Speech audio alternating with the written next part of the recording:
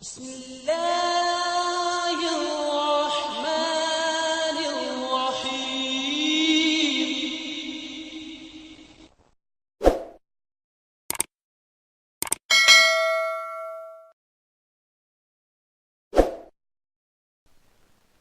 ہم تو رکھتے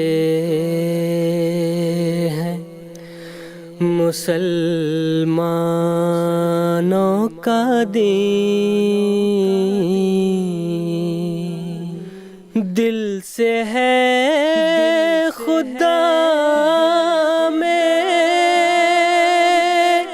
ختم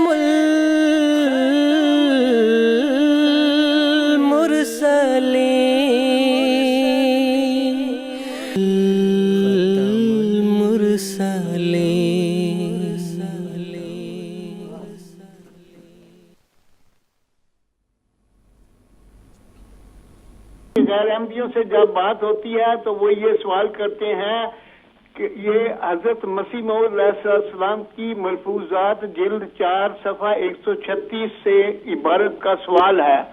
نیکوں اور بدوں کے بروز ہوتے ہیں، نیکوں کا بروز موعود ہوتا ہے، اس لیے میں مسیح موعود ہوں اور میں حضرت محمد مصطفیٰ صلی اللہ علیہ وسلم کا بھی بروز ہوں۔ سورۃ الفاتحہ میں انعمتا علیہم کے یہی معنی ہیں۔ پھر آپ نے ضالین کو عیسائیوں کا بروز اور یہودیوں کو مغضوب کا بروز قرار دیا ہے۔ برائے کرم اس کی وضاحت فرما دیں تاکہ تبلیغ میں آسانی ہو۔ جزاکم اللہ حسن الجزا۔ جزاکم اللہ، آپ کا سوال ہمیں مل گیا ہے۔ میں محترم محمد حمید کوثر صاحب سے درخواست کرتا ہوں کہ ان کے سوال کا جواب اختصار کریں۔ یہ ہمارے بھائی نے جو سوال کیا ہے میں سمجھ نہیں سکا کہ اس میں سوال کا پہلو کیا ہے۔ کچھ وضاحت وضاحت تو خود ہی کر دی ہے انہوں نے۔ بات بالکل ٹھیک ہے کہ بروز کہتے ہیں مثیل، اس جیسا۔ شاید یہ مشکل لفظ ہے، ہمارے عام جو نو مبین ہیں یا ہمارے ہندوستان کے جن کو اردو کم آتی ہے وہ یہ لفظ نہیں سمجھتے تو بعد میں ٹیلی فون کرتے ہیں۔ بروز کے معنی مثال، اس جیسا، مشابہ، یہ ہے بروز کے معنی۔ نیکوں کے بھی بروز ہیں، بدوں کے بھی بروز ہیں، یہ بات بالکل ٹھیک ہے۔ مثال کے طور پہ ہم کہتے ہیں فرعون کا بروز ابو جہل، اور موجودہ زمانے میں محمد حسین بٹالوی اور اس کے امثال۔ اور مسیح موعود علیہ السلام نے سورہ فاتحہ کی تفسیر میں جہاں انہوں نے بتایا وہاں بھی بروزوں کا ذکر کیا۔ صراط الذین انعمت علیہم، انعم منعم کون ہیں؟ وَمَن يُطِعِ اللَّهَ وَالرَّسُولَ فَأُولَٰئِکَ مَعَ الَّذِینَ انعم اللہ علیہم من النبیین والصدیقین والشہداء والصالحین وحسن اولئک رفیقا۔ یہ منعم علیہ ہیں، ان کے بھی آگے بروز ہیں۔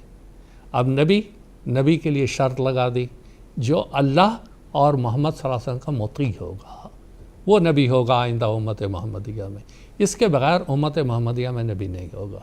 اس کے اوپر اطاعت محمد صلی اللہ علیہ وسلم کی مہر ہونی چاہیے، تصدیق کی مہر۔ اور یہی بات مسیح صاحب نے فرمایا کہ اگر میرے اعمال پہاڑوں جتنے بھی ہوتے تو میں یہ مقام کبھی حاصل نہ کر سکتا بغیر سیدنا محمد صلی اللہ علیہ وسلم کی اطاعت کے۔ یہ ہے ایک بات۔ پھر نبی ہیں، صدیق ہیں، شہید ہیں، صالح ہیں، یہ سارے منعم علیہم کا جو یہ ذکر آیا ہے اس میں یہ شمار ہوتے ہیں۔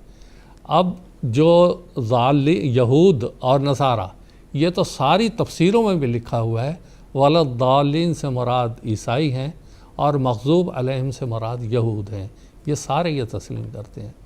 حضرت مسیح موعود علیہ السلام نے اپنی تصانیف میں یہ بار بار تنبیہ کی اور سمجھایا، جب یہود ہو سکتے ہو تم ضالین ہو سکتے ہو، تو جیسے یہود جب بگڑ گئے تھے تو اللہ تعالیٰ نے اس قوم میں مسیح بھیجا تھا، ویسے ہی امت محمدیہ میں اس صفت کا آ جانا یہ تقاضا کرتی ہے کہ اس امت میں بھی ایک مسیح محمدی آئے۔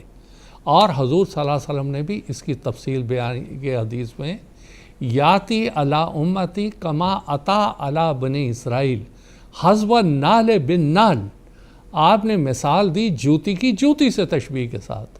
عام طور پہ عربی میں یہ محاورہ نہیں استعمال ہوتا ہے، عربی میں عین بالعین یعنی آنکھ سے آنکھ کی مشابہت دی جاتی ہے، لیکن جوتی کی تشبیہ جو حضور نے دی کہ دونوں ہی قومیں اسفل السافلین ہو گئی ہوں گی، یہود بھی اور مسلمان جو ان کے مشابہ اور بروز ہو گئے ہوں گے. اور جب یہ یہود بن جائیں گے اس وقت پھر ایک مسیح کا آنا تو لازمی بات ہے. مسیح موعود علیہ الصلوۃ والسلام نے یہ بات سمجھائی ہے، اور جو ہمارے رشید صاحب نے بھی ملفوظات کا حوالہ پڑھ کے سنایا اس میں بھی حضور نے یہ تشریح فرمائی.